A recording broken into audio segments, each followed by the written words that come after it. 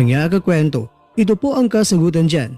Ayon po sa balita na nakalap ng Yahoo News Japan, sinabi ni Mr. Rito sa press con, kamakilan lang, sinabi ni Mr. Rito na hindi niya si Casimero bibitawan dahil target niyang ipapapirma na naman ng kontrata ng 3 mga laban. Kaya ibig sabihin mga kakwento, ngayon pa lamang ay inunahan na ni Mr. Rito ang mga taong magsasabi na naman na wala ng laban pagkatapos kay Sanchez itong si Casimero.